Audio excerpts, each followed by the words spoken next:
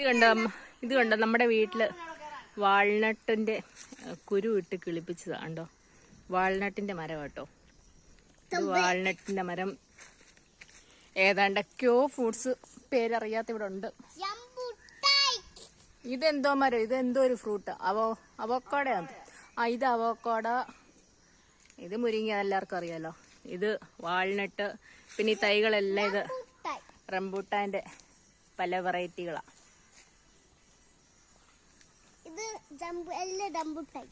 എല്ലാം ജംബൂട്ടാനാണോ? പിന്നെ അതോ ഇത് വാൾനട്ടാ ഗോൾലി. അവിടെ നിക്കുന്ന ജംബൂട്ടാന്. പിന്നെ അവിടെ എന്തൊക്കെ ഉണ്ട് ഗോൾലി?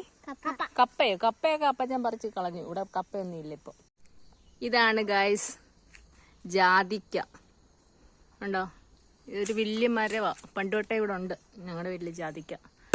ഇവിടെയാണ് ഇത്തിരി ഫ്രൂട്ട്സും അതും ഇതും ഒക്കെ ഉണ്ട് ഇവിടെ. ഇത് റംബൂട്ടാന്റെ മരം, ഇത് ജാതി. ഇതിന്റെ കുരു നിങ്ങൾ കണ്ടിട്ടുണ്ടോ ഇല്ലയോ എനിക്കറിയില്ല. ഇതുണ്ട്, എല്ലാത്തിനും ഫുള്ള് കായ. എന്റെ കുരു ഞാൻ കാണിക്കാം, എന്ത് ചെയ്യണോ. ദേ അതിന്റെ കുരുവാ ഇത്.